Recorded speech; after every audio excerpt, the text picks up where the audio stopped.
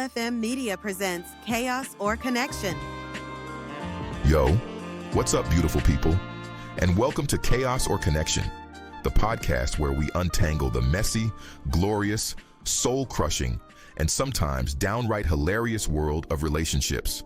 I'm your host, Marcel, and today we're diving headfirst into a topic that's probably keeping you up at night. Maybe even next to someone who's currently snoring like a freight train. Yep, we're talking about breakups. Knowing when to stay or to leave. And what sparked this burning question? Well, folks, the internet never disappoints. We were having a little look-see at the sports section this past week, which is usually just full of big guys hitting each other and then hugging it out. But then, we stumbled across a real headline grabber. Apparently, this NFL player, Matthew Judon of the Atlanta Falcons, spotted a realtor on the sidelines, thought, hey, she's got great curb appeal, and proceeded to, let's say, acquire her. Now the kicker? She was already dating a guy.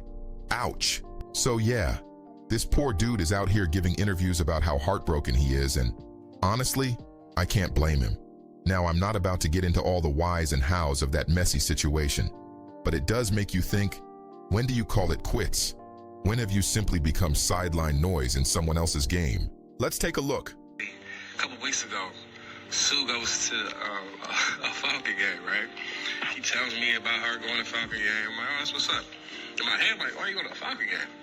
But as a realtor, maybe she's out there networking, whatever, right?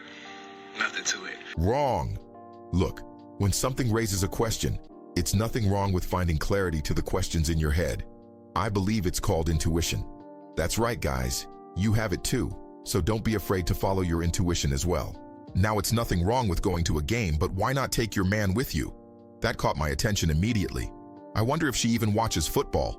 But nevertheless, Come to find out, she later explains the reason why I was tripping is because I actually have something to tell you. I have a confession. She says, yeah, remember that Falcons game I went to? Hey, I'm going to tell y'all, there's a football player that saw her on the field and sent somebody to get her his number, right? He texts her, she's texting back, basically doing what a dude wants to do, trying to link up, pull up. who ain't trying to pull up on that? I can look at her until she get hollered at least 10 times a day. But why you not at the game too? Red flag. I mean, she looks like she's trying to get chose. He links up with her, and she entertains it. She's flowing with it. They calling each other. She showed me all these text messages. She shows me how this dude ends up calling her while she's getting her hair done and asks her how much it's gonna cost and send her the bread. Man, these football players are savages. He's gonna cry in the car, y'all. In my Usher voice, let it burn, let it burn. You gotta let it burn. She ends up going to his house. God knows what they did. I don't know. I didn't even think about it, man. That's cap. At that point, I'm just like, man, this girl needs help. She always told me that she just has a do for everything. A do for the bread, a do for emotional support, a do for... She said she kept the roster on deck. But once she start locking in with God, she knew she couldn't run that play no more. She had to lock in. Somebody check on bruh. I think I understand what's going on here. The good old church guy just got gamed.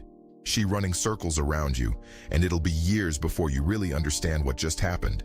Not only that, she told you all of the red flags, and you chose to ignore them. My chaos meter is ringing off the meat rack. Then she started denying the Bible's teachings. Oh, no, she didn't. I said, oh yeah, you are in a spiral. We got to figure this out. And it has nothing to do with the physical. It's all spiritual. And then she just goes off on me. You don't know the Bible. You can't teach me that. I'm like, okay.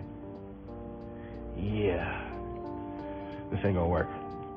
Looks like he's finally getting the picture. This is not gonna work. Then she starts saying, oh yeah, you're in a cult anyway. I'm not gonna know why I even went to your church. I'm like, oh, Now it's for show over, I blocked her. Like, I wasn't trying to hear her her blasphemy, her condemn herself like that. So I blocked her, and I blocked her on Instagram, and I'm like, yo, then I immediately posted, yo, me and Suzanne's relationship is over. I thought she was still in there until she messed with his church, and God, I guess everyone has their breaking point. Yeah, this is definitely not a connection for me. Chaos, chaos, chaos. And this is her taking a day after pill or plan B pill of some sort. One pill, one pill.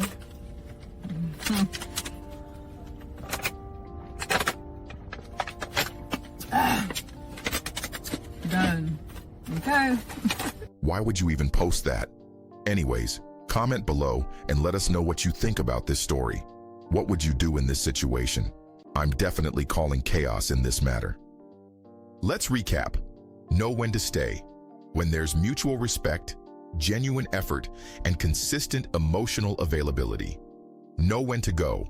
When those things are consistently absent, when you're constantly feeling depleted, or when your intuition is screaming louder than a stadium full of football fans. That's all for this week's episode of Chaos or Connection. Don't forget to like, share, and subscribe to the channel. Do you have questions in your relationship?